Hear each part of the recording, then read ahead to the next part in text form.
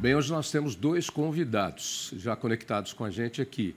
O pesquisador, docente e médico veterinário Jonas Moraes Filho, que está na tela aqui, à minha esquerda, com fone preto, né? Tudo bem, Jonas?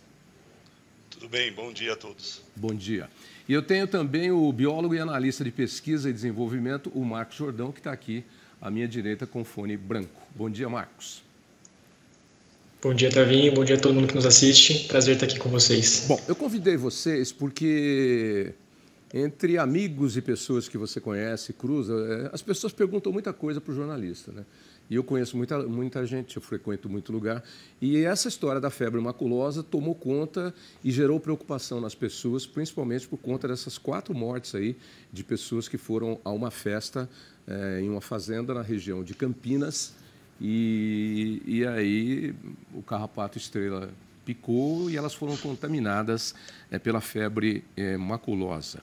Eu vou conversar primeiro aqui com o Jonas, que é médico veterinário.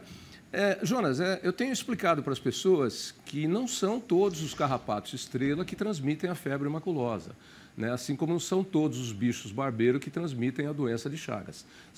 São insetos, né? Aí, no caso, que estão contaminados e que vão transmitir. Isso é verdade? É verdade, é isso mesmo. O carrapato estrela, a taxa de infecção, né, que nós encontramos hoje na natureza é muito baixa, né? Os estudos mostram que é abaixo de 1% essa taxa. Então, muitas das vezes a população fica um pouco preocupada, né, achando que qualquer carrapato que vai acabar se fixando vai acabar transmitindo ali o patógeno. Mas, na verdade, a taxa é baixíssima mesmo. O João acaba de me confirmar, é nesse ano, né, João? São 18 casos confirmados, sendo 8 no Sudeste, São Paulo e de morte, né? Esses 8 casos. Às vezes eu me pergunto, recentemente teve uma polêmica em cima da questão do câncer de intestino, por que tem aparecido tanto caso? E aí falam da alimentação errada das pessoas, mas dizem que muita gente culpou agrotóxico, que não tem nada a ver com isso. As estatísticas hoje acabam aparecendo mais rápido também, porque as pesquisas e os resultados de análises, né, a tabulação dos resultados, saem mais rápido também, não é, Jonas? É isso mesmo. Na verdade, nós temos uma grande preocupação quando ocorre os casos da doença, porque sempre a população cobra um pouco o diagnóstico desse paciente. Uhum. Né? E, na verdade, o diagnóstico da febre maculosa ele é um pouco mesmo demorado, né? Porque, na maioria das vezes, esse paciente que é cometido pelo patógeno, o início dos sintomas da doença é parecido com qualquer outra enfermidade que nós chamamos de febres hemorrágicas, né? Aí entra a dengue, entra a leptospirose, chikungunya, etc. E tal. Chikungunya. E para você diagnosticar rapidamente esse paciente, você teria que atendê-lo no momento que ele está num quadro febril altíssimo, né? Então, normalmente coletaria ali um sangue do paciente, faria algum teste sorológico que seria altamente eficiente. Isso normalmente, Jonas, sem te interromper e já interrompendo, isso normalmente acontece depois de quantos dias? Porque se as pessoas sentirem os sintomas, talvez elas possam procurar mais rapidamente uma ajuda, né? Ao invés de tomar um analgésico. Eu acho que na verdade, hoje a população tem que se preocupar, principalmente a população que vai para uma área de risco. E quando nós falamos em área de risco, pensando no interior do estado de São Paulo, são essas áreas onde nós encontramos as capivaras, e independentemente de ter capivara ou não, o ponto maior de perigo aí são essas áreas próximas a rios, lagos, né? Que é muito comum quando essa pessoa vai a campo, pescar, andar a cavalo, e pode acabar tendo contato com carrapato estrela. Uma vez tendo contato, caso seja parasitado por um carrapato infectado, o período de duração em médio, que a gente fala, né, de período de incubação, que essa pessoa vai começar a apresentar os sintomas, é de 2 a 14 dias. Né? Em média, uma semana, 7 dias. Tá. Né? Então, eu acho que é super importante, desculpa, né? Quando essa pessoa tiver esses sintomas, né, de febre, dor no corpo, que é muito parecido com a gente comentou com as outras enfermidades, eu acho que é muito importante, quando chegar ao atendimento médico, falar que esteve nessas áreas. O relatório que você presta para o médico é fundamental para o diagnóstico, não é? Porque senão o médico vai trabalhar por adivinhação. Claro que ele tem o conhecimento para identificar mais precisamente as doenças e tem recursos e ferramentas. Mas se você fala por onde você andou, ele já pode pode acender uma luz, né? E aí ter um insight mais rápido, como a gente chama. Deixa eu falar um pouquinho com o Marcos Jordão, que é biólogo. Ô, Marcos, todo mundo sabe aí, já é bem divulgado, que a capivara é o principal hospedeiro desse carrapato estrela. Aliás, o Caju, hoje eu estou abusando de você. Vai no UOL de novo, na primeira página, ou no band.com, tem uma reportagem lá sobre o carrapato estrela, sobre a questão da febre, e tem uma foto bem boa e bem nítida. Acha aí para a gente e vamos colocar a foto, porque é importante identificar. Então, a capivara é quem hospeda aí, é o principal hospedeiro do carrapato estrela. Ele também vai para outros animais, o Marcos? Tavinho, além da capivara, eu vou acrescentar aqui os cavalos também como principais hospedeiros do carrapato estrela, né? E tanto a capivara quanto o cavalo, eles são fundamentais para que haja uma alta população de carrapatos estrelas em um determinado local. Porém, a gente fala que esse carrapato tem uma... Áreas úmidas ou áreas... Isso. Mas não áreas litorâneas, áreas úmidas de interior. Não. Exato, próximos a lagos, ali uma vegetação mata ciliar, né, um pasto sujo que às vezes a gente fala, né? Só que também esses carrapatos eles são pouco específicos para outros hospedeiros. Então ele pode também acometer ali aos seres humanos, cães, pequenos roedores, outros mamíferos que estiverem na região ali também. E uma coisa importante, né? Uma pessoa não passa a febre aftosa para outra pessoa. Você só pode ser contaminado quando o carrapato pica você para chupar o sangue. Sugar o sangue. Exatamente, Tavinho. Exatamente. Precisa que o carrapato pique e não é instantâneo essa transmissão. Não é logo que o carrapato pica que ele transmite, né? Alguns estudos têm mostrado que o carrapato tem que ficar ali consumindo sangue de 6 até 10 horas para que tenha essa transmissão, né? Então, às vezes, dá tempo da pessoa, após ter ido a uma área de risco, dar uma inspecionada ali e ver se tem algum carrapato e tirar antes que ele transmita a bactéria que causa a febre maculosa. Bom, nossa brilhante equipe aqui, que é a equipe A melhor, né, já separou a imagem do carrapato estrela aí. Cadê? Põe pra gente. Olha ele aí. Eu não sei se você está com retorno de imagem nossa, mas você conhece bem e sabe muito bem. Ele é bem diferente de outros carrapatos, não é, Marcos? Sim, Tavinho, ele é bem diferente visualmente do carrapato do bovino, por exemplo, até do carrapato do cachorro, né? Os adultos ali, ele vai ter algo como um escudo, né? Ali na parte do dorso aqui, na parte de trás ali da cabeça, né? As ninfas, né? Tem um pontinho vermelho, até por isso que são popularmente conhecidas como vermelhinho. Ok, deixa eu falar lá com o médico veterinário, o Jonas. Ô, Jonas, e ele gruda ele tem o mesmo ciclo dos outros carrapatos? No bovino, por exemplo, tem um carrapato escuro, grande, que é no bovino, mas esse aí ele é achatado, é diferente. No bovino é meio ovalado, né? Aquele. E aí a gente sabe que no bovino ele tem um ciclo, ele vem, pica, gruda, tira o sangue, cai, põe os ovos, aí depois o bovino está caminhando, nascem os carrapatinhos e aí sobem. Esse carrapato também tem o mesmo ciclo, o mesmo tipo. Os ciclos dos carrapatos são muito parecidos, né, na verdade. No caso aí do carrapato estrela, né, do Amblyomys sculptum, a grande diferença comparada aos carrapatos do bovino é que ele vai acabar escolhendo outros animais. Tá. Né? Como a gente já comentamos, né, o adulto desse carrapato ele tem preferência em parasitar capivaras, cavalos e antas. Né? No homem, a fase de vida que vai mais parasitar o homem é a fase larval e de ninfa, né, que popularmente é conhecida como miquim.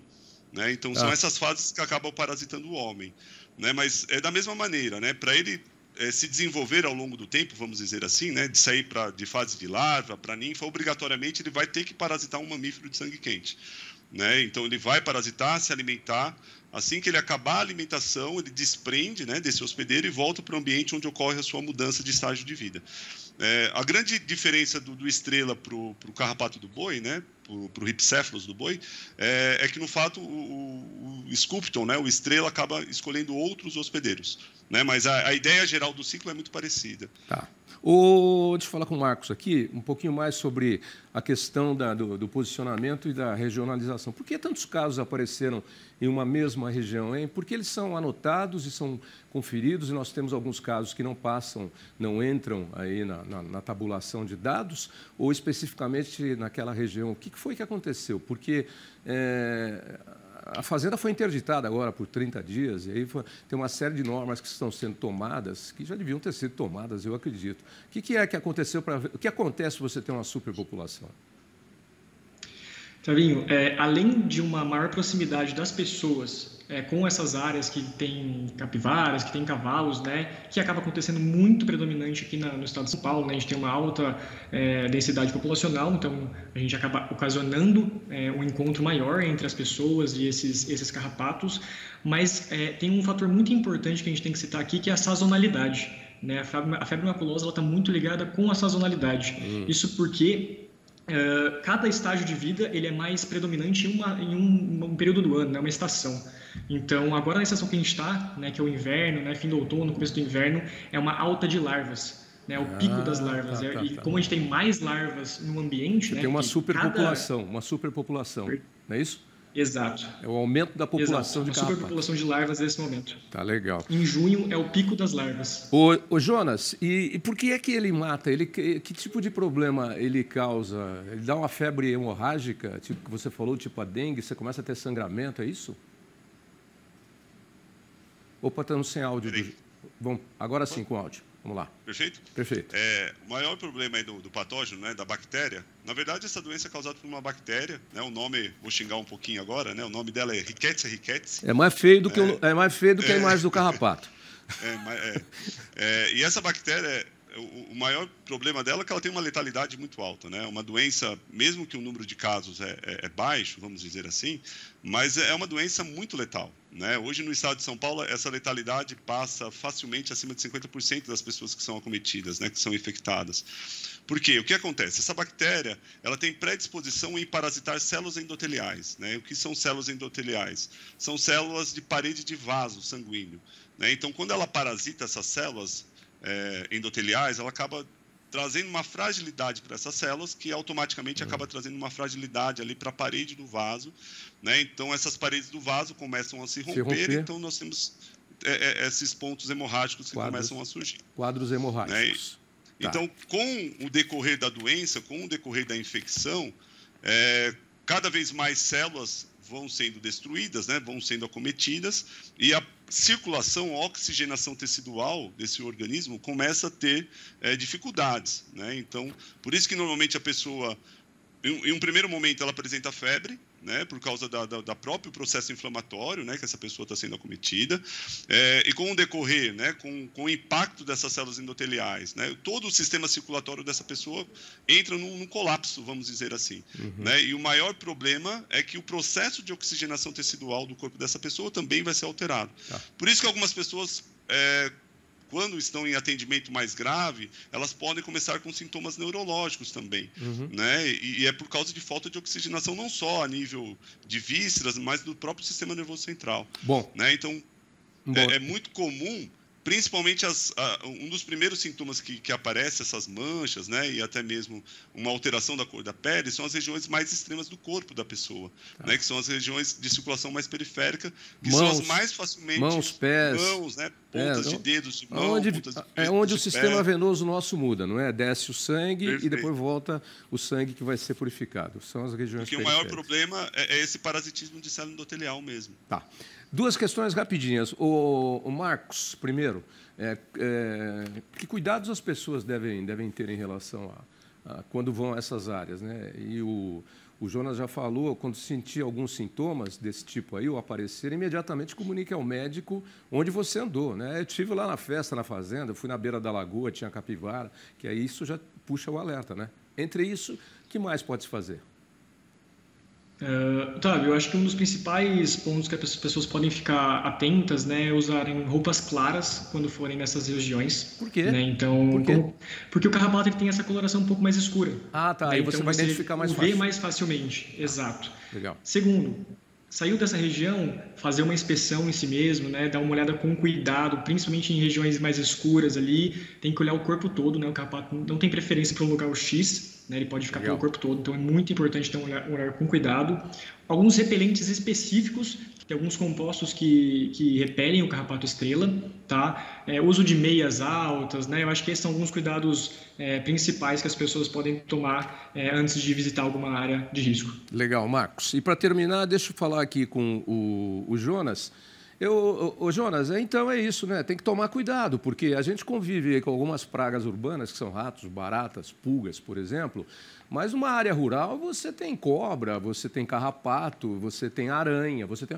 E as pessoas, o turismo rural é um negócio legal, mas quem faz o turismo rural, a propriedade em si, tem que tomar alguns cuidados de dedetização, delimitar áreas. As pessoas, às vezes, vão de tênis, sem meia e de bermuda. As mulheres de sandália é bonito, salto alto e tal, só tem 3 tirinhas. O carrapato vai pegar ele mesmo, isso se não pegar uma cobra. Quer dizer, é preciso ter cuidado quando você está em áreas urbanas e quem faz esse tipo de atividade, ter dedetização, delimitar áreas e estar sempre atento e alerta, né? Eu acho, é isso mesmo. Eu acho que as pessoas que têm esse costume, né, de ir para áreas rurais, sempre tem que estar atenta, né, ao parasitismo de carrapato. Como eu falei, né, uma doença que não tem muito número de casos, mas é uma doença muito séria, muito grave, de letalidade altíssima. Quem tiver sintomas, ao chegar ao médico, eu estou enfatizando isso, que é muito importante, né, avisar que foi por essas áreas, tiveram contato com carrapato. E eu acho que, como você falou, Tavinho, é muito importante essas propriedades colocarem sinalizações, né? Que ali tem a presença de capivara, ali tem presença de carrapato, ali tem presença de possivelmente a circulação da bactéria, porque tem que informar a população, né? Doenças que são mais raras, vamos dizer assim, a população não conhece. Isso. Né? Então, é importante, a questão educacional é de suma importância a essa população, principalmente para as áreas de risco, né? Porque é uma doença onde o tratamento é a base de antibiótico. Quando você diagnostica esse paciente, é uma doença, vamos dizer assim, não tão difícil de ser tratado, mas qual é o maior problema? É a demora do diagnóstico. É isso aí. Né? Então, é muito importante essas questões educacionais e informar a população. Né? E o papel do seu programa hoje, eu estou bem feliz, é muito importante. Legal. Né? E nós estamos fazendo um papel muito interessante social e educacional a essa população, então vocês estão de parabéns aí. Muito bem, muito obrigado. E atenção, vocês, porque... Pode deixar os dois na tela agora. Vocês que nos assistem, cuidado, porque inclusive com os surtos de Covid que nós tivemos aí, não ficou provado ainda, mas dizem que as pessoas que tiveram Covid são vulneráveis a muitas doenças e, às vezes, têm reações diferentes que não obedecem aos princípios médicos de tratamento. Tanto quando você vai fazer qualquer tratamento ou qualquer exame hoje, a pergunta número 3, eu acho, a número 1 é: você fuma? Não, sim. Já fumou? Não. Bebe? Aí, socialmente. Teve Covid? É a 4ª pergunta obrigatória.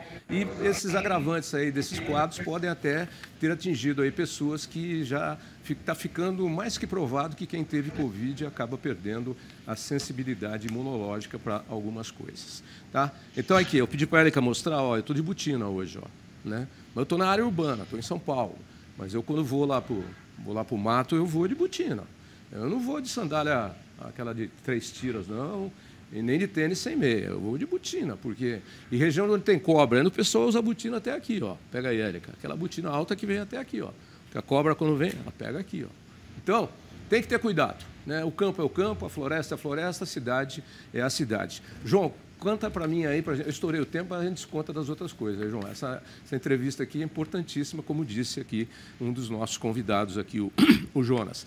Canta a ficha para mim deles, que eles são pessoas importantes. Canta aqui no ponto que eu falo. O Jonas é professor pesquisador e médico veterinário. Marcos é biólogo e analista de pesquisa e desenvolvimento. Muito obrigado a vocês por nos atenderem aí emergencialmente, que eu dei essa pauta para o João ontem, a toque de caixa, mas eu falei, isso é importantíssimo, porque tem muita gente preocupada na área urbana, inclusive. Eu sou abordado constantemente, e aí, que é esse caso? O que é isso? Então, acho que vale a pena esclarecer, porque a gente tem audiência também, não só nas áreas rurais, mas nas áreas urbanas. Jonas, obrigado. Marcos, obrigado. Um bom fim de semana para vocês. Obrigado, Tavinho. Tá bom? Até uma próxima. Obrigado, forte abraço. Tchau. Tchau.